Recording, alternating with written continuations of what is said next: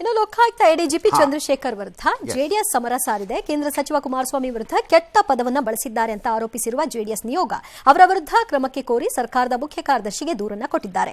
ಸೇವೆಯಿಂದಲೇ ಚಂದ್ರಶೇಖರ್ ವಜಾ ಮಾಡಬೇಕು ಅಂತ ಒತ್ತಾಯಿಸಿದ್ದಾರೆ. ರಾಜ್ಯಪಾಲರು, ಸ್ಪೀಕರ್, ಕೇಂದ್ರ ಗೃಹ ಇಲಾಖೆಗೂ ಕೂಡ ದೂರನ್ನ ಕೊಡೋದಕ್ಕೆ ಮುಂದಾಗಿದ್ದಾರೆ. ಸರ್ಕಾರವೇ ಅಧಿಕಾರಿ ಕೈಯಿಂದ ಹೀಗೆಲ್ಲ ಹೇಳಿಸಿದೆ ಅಂತ ಜೆಡಿಎಸ್ ಮುಖಂಡರು ಆರೋಪ ಮಾಡಿದ್ದಾರೆ. ಚಂದ್ರಶೇಖರ್ ವಿರುದ್ಧ ಹರಿಹಾಯ್ದಿದ್ದಾರೆ. ಬಿಜೆಪಿ ಅಶೋಕ್ ಸಹ ಆಕ್ರೋಶವನ್ನು ಹೊರಹಾಕಿದ್ರು. ಆದರೆ ಅವರು ಜಾರ್ಜ್ ಬರ್ನಾರ್ಡ್ ಶಾ ಅವರ ಹೇಳಿಕೆಯನ್ನು ಉಲ್ಲೇಖಿಸಿ ಅಷ್ಟೇ ಹೇಳಿದ್ದಾರೆ. ಇದರಲ್ಲಿ ಕುಮಾರಸ್ವಾಮಿ ಬಗ್ಗೆ ಹೇಳಿದ್ದ ಅಂತ ಸಚಿವ ಪರಮೇಶ್ವರ್, ರಾಜಣ್ಣ, ನಿನ್ನೆ ಮುಖ್ಯಮಂತ್ರಿಗಳು, ಎಚ್.ಕೆ. ಪಾಟೀಲ್ ಎಲ್ಲರೂ ಕೂಡ ಹೇಳ್ತಾ ಇದ್ದಾರೆ. ಪದಗಳ ಯುದ್ಧ ಕರ್ನಾಟಕದ ರಾಜಕಾರಣಕ್ಕೆ ಆರೋಗ್ಯಕರ ಅಲ್ಲ ಅಂತ ಕೂಡ ಎಚ್.ಕೆ. ಪಾಟೀಲ್ ಹೇಳಿದ್ದಾರೆ. ಅಲ್ಲದೆ ರಾಜಭವನದಲ್ಲಿ ತನಿಖೆ ಮಾಡಿದ್ರೆ ತಪ್ಪೇನು ಅನ್ನೋದು ಅವರ ಪ್ರಶ್ನೆ. ದುರ್ದೈವ ಎಲ್ಲಿವರೆಗೆ ಬಂತು? ಕುಮಾರಸ್ವಾಮಿ ಅವ್ರನ್ನ ಮಾತಾಡಕ್ಕೆ ನಿಮ್ ಕೈಲಾಗಲ್ವಾ? ನಿಮ್ ಲೀಡರ್ಗಳ ಕೈಲಾಗಲ್ಲ. ಸರ್ಕಾರಿ ಸಂಬಳ ಕೊಟ್ಟು ಕುಮಾರಣ್ಣನ ಬಯಕ್ಕೆ ನೌಕರರನ್ನ ನೇಮಕ ಮಾಡ್ಕೊಬಿಡಿ. ಅಯ್ಯೋ ಏನ್ ಕರ್ಮ ಬಂತ್ರಿ. ಸಿಎಂ ಅವ್ರಿಗೆ ಹೇಳಿ, ಅವ್ರನ್ನ ಅವ್ರ ಹತ್ರದ ಇದಕ್ಕೆ ಲೀಗಲ್ ಒಪಿನಿಯನ್ ಇಟ್ಕೊಳಕ್ ಹೇಳಿ, ಮಾರ್ಗದರ್ಶಕರಾಗಿ ಬಳಸಿದ್ದಾರೆ. ಯಾವ ಆಕ್ಟ್ ಅಡಿನಲ್ಲಿ ಐತೆ ಒಬ್ಬ ಸರ್ಕಾರಿ ನೌಕರ, ಒಬ್ಬ ಕೇಂದ್ರದ ಮಂತ್ರಿನ ಅಂತ ಸ್ವಾಭಿಮಾನ ಇದ್ರೆ ರಿಲೀಸ್ ಯೂನಿಫಾರ್ಮ್, ಪಾಲಿಟಿಕ್ಸ್ ಬನ್ನಿ, ರಾಜಕೀಯ ಮಾಡಿ. ಒಬ್ಬ ಕೇಂದ್ರದ ಸಚಿವರ ವಿರುದ್ಧ ಈ ರೀತಿ ಒಬ್ಬ ಪೊಲೀಸ್ ಅಧಿಕಾರಿ ಮಾತಾಡಿರೋವಂಥದ್ದು ಈ ಥರ ಕಾನೂನಲ್ಲಿ ಮಾತಾಡೋಕ್ಕೆ ಅವಕಾಶ ಇಲ್ಲ. ಈ ರೀತಿ ಅಧಿಕಾರಿ ಮೇಲೆ ಕೇಂದ್ರ ಸರ್ಕಾರನೂ ಕ್ರಮ ತೆಗೆದುಕೊಳ್ಬೇಕು, ರಾಜ್ಯ ಸರ್ಕಾರನೂ ಕ್ರಮ ತೆಗೆದುಕೊಳ್ಬೇಕು. ಪದಗಳ ಯುದ್ಧ ಏನು ನಡೆದಿದೆ, ಈ ಪದಗಳ ಯುದ್ಧ ಕರ್ನಾಟಕದ ರಾಜಕಾರಣಕ್ಕೆ ಆರೋಗ್ಯಕರ ಅಲ್ಲ. ಅಧಿಕಾರಿಯನ್ನ ಯಾವುದರ ಒಂದು ಪಕ್ಷಕ್ಕೆ ಈ ಹಂತಕ್ಕೆ ಹೋಗ್ಬೇಕಿತ್ತ ಸರ್? ಈ ಹಂತಕ್ಕೆ ಹೋಗಬೇಕು ಬಿಡಬೇಕು ಅನ್ನೋದನ್ನು ಹೇಳಕ್ಕೆ ನಾನು ಯಾರು? ಏನು ನಾನು ಇವ್ರಿಗೆಲ್ಲ ಊಟ ಹಾಕ್ತಿದ್ದೀನಾ? ನಮ್ಮ ಟ್ಯಾಕ್ಸ್ ಪೇಯರ್ ದುಡ್ಡು ನಿಮ್ಮ ಜೋಬಲ್ಲಿ ಇದೆ. 0.1 ಪೈಸಾನೋ ಎಷ್ಟೋ ಗೊತ್ತಿಲ್ಲ ನನಗೆ, ಅದು ಎಷ್ಟೋ ಇರುತ್ತೆ.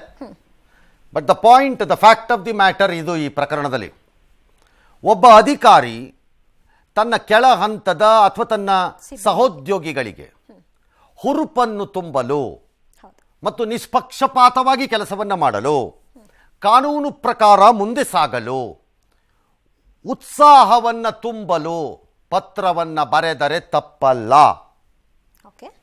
ರಿಪೀಟ್, ಹಿರಿಯ ಅಧಿಕಾರಿ ತನ್ನ ಕೆಳಗಿನ ಕಿರಿಯ ಅಧಿಕಾರಿಗಳಿಗೆ ಅಥವಾ ಸಬಾರ್ಡಿನೇಟ್ ಆಫೀಸರ್ಸ್ಗೆ ತಪ್ಪಲ್ಲ. ಬಟ್ ಆ ಕಾಗದದ ಉದ್ದೇಶ ಅಷ್ಟನ್ನೇ ಸಾಧಿಸಲು ಇರಬೇಕು. ಈ ಪ್ರಕರಣದಲ್ಲಿ ಹಿಂದೆ ನಡೆದಿರುವ ಬೆಳವಣಿಗೆಗಳಿಗೆ ಸಹಜವಾಗಿ ಈ ಕಾಗದ ತಾಳೆ ಆಗೋಗ್ತಾ ಇದೆ. ತಾಳೆ ಆಗಲಿಕ್ಕೆ ಎರಡಲ್ಲಿ ಅಬ್ಜೆಕ್ಷನಬಲ್ ಆಗಿರುವಂಥದ್ದು, ಒಂದು ಜಾರ್ಜ್ ಬರ್ನಾರ್ಡ್ ಶಾದು ಕೋರ್ಟು, ಇನ್ನೊಂದು ಕೊನೆಗೆ ಸತ್ಯಮೇವ ಜಯತೆ ಅಂತಿರೋದು. ಸತ್ಯಮೇವ ಜಯತೆ ನನಗೆ ಅರ್ಥವಾಗಲಿಲ್ಲ. ಯಾರಿಗೆ ಸತ್ಯಮೇವ ಜಯತೆ? ಅದರಲ್ಲಿ ಕಿರಿಯ ಅಧಿಕಾರಿಗಳಿಗೆ ಯಾಕೆ ಸತ್ಯಮೇವ ಜಯತೆ ಬರಬೇಕು? ಅವರಿರೋದೇ ಸತ್ಯದ ಪರವಾಗಿ ಕೆಲಸ ಮಾಡಲಿಕ್ಕೆ. ಅದು ಯಾಕೆ ಬಂತು ನಂಗೆ ಗೊತ್ತಿಲ್ಲ. ಎರಡನೇದು, ಪತ್ರ ಬರೆಯೋ ತಪ್ಪಲ್ಲ ನಾನು ಹೇಳ್ತಿರೋದು.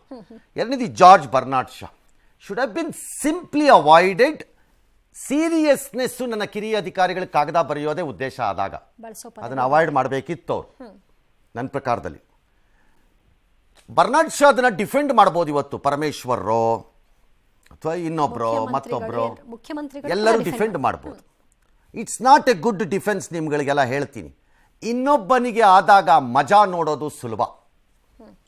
ನಾಳೆ ಮುಖ್ಯಮಂತ್ರಿಗಳ ವಿಚಾರದಲ್ಲಿ ಯಾರೋ ಒಬ್ಬ ಅಧಿಕಾರಿ ತನ್ನ ಕೆಳಹಂತದ ಅಧಿಕಾರಿಗಳಿಗೆ ಕಾಗದ ಬರೆಯುವ ರೀತಿ, ಇದೇ ರೀತಿಯ ಇನ್ನೊಂದು ಆರ್ನಾಲ್ಡ್ ಶಾದ್ ಯಾವುದೋ ಒಂದನ್ನು ಹಾಕಿಬಿಟ್ಟು ಒಂದು ಬರೆದ್ರೆ ಇನ್ಫರೆನ್ಸ್ ಕೊಡೋ ಥರ ನಿಮಗೇನು ಅನ್ನಿಸ್ಬಹುದು? ನಿಮಗೇನು ಅನ್ನಿಸ್ಬೋದು? ನಿಮ್ಗೆ ಹೇಳಿಲ್ವಲ್ಲ.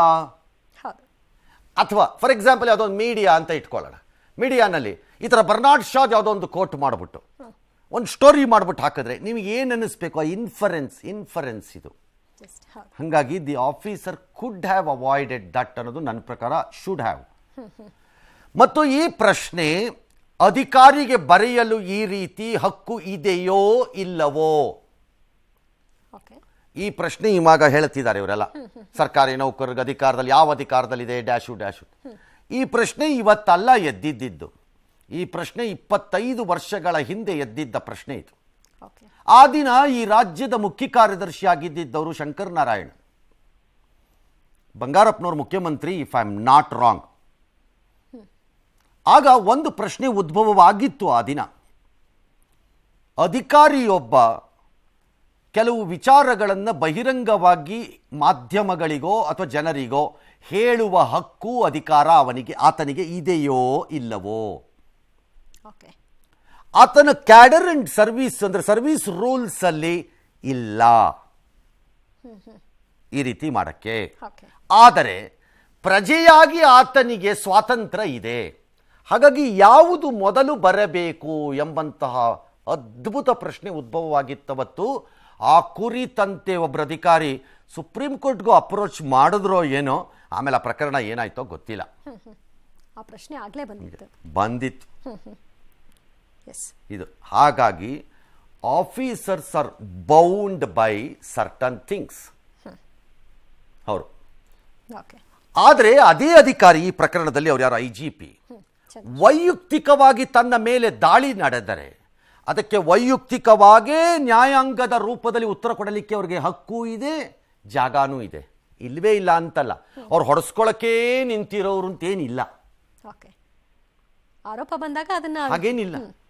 ಈ ರೀತಿ ಒಬ್ಬ ಹಿರಿಯ IPS ಅಧಿಕಾರಿ ಮೇಲೆ ಆರೋಪ ಬಂದಾಗ ಇದೇ ವಿಧಾನಸಭೆಯಲ್ಲಿ ನಾ ಹೇಳ್ತಿರೋದು, if I am not wrong, again Ramesh Kumar speaker ಆಗ ಫಸ್ಟ್ ಟರ್ಮಲ್ಲಿ ಬಂದಾಗ ಒಬ್ಬ ಹಿರಿಯ ಅಧಿಕಾರಿ ಮೇಲೆ ಅವರು ಅದನ್ನು ರೆಪ್ರೆಸೆಂಟ್ ಮಾಡಿದಾಗ ಅದೇ ಸದನದಲ್ಲಿ ಅದನ್ನು ತಿದ್ದುಪಡಿ ಮಾಡಲಾಯಿತು, if I am not wrong. ಹಾಗಾಗಿ ಅಧಿಕಾರಿಗೆ ಆ ಅವಕಾಶಗಳಿವೆ ಮತ್ತು ವೈಯಕ್ತಿಕವಾಗಿ ಕಾನೂನಿನಲ್ಲಿ ಕ್ರಮ ತೆಗೆದುಕೊಳ್ಳಕ್ಕೂ ಜಾಗ ಇದೆ. ಬಟ್ ಕಾಗದವನ್ನು ಅಧಿಕೃತವಾಗಿ ಬರೆಯುವಾಗ ಈ ಇನ್ಫರೆನ್ಸ್ಗಳನ್ನು ಮಾಡೋದಕ್ಕೆ ಸಾಮಾನ್ಯವಾಗಿ ಅಧಿಕಾರಿ ನಿಷ್ಪಕ್ಷಪಾತಿ, ಯಾವುದೇ ರಾಜಕೀಯದಿಂದ ದೂರವಿದ್ದಾರೆ, ಹಾಗಾಗಿ ದೂರ ಇರಬೇಕು. ಬಟ್ ಕಾಗದ ಬರೀಬೋದು. ನೀವು ಯಾವುದೇ ಪ್ರಲೋಭನೆಗೆ ಒಳಗಾಗದಂತೆ, ಭಯಕ್ಕೆ ಹಿಸಿಕಾಕೊಳ್ಳದಂಗೆ, ಯಾರು ನಿಮ್ಮನ್ನು ಟೀಕೆ ಮಾಡಿದ್ರೆ ಅದನ್ನು ಮನಸ್ಸಿಗೆ ತೆಗೆದುಕೊಳ್ಳದೆ ಕಾನೂನು ಪ್ರಕಾರ ಅಧಿಕಾರಿಗಳು ಕ್ರಮ ತಗೊಳ್ಳಿ ಅಂತ ಕಾಗದ ಬರೀಬೋದು. But not with those inferences ಅಂತ ನನ್ನ ವಾದ.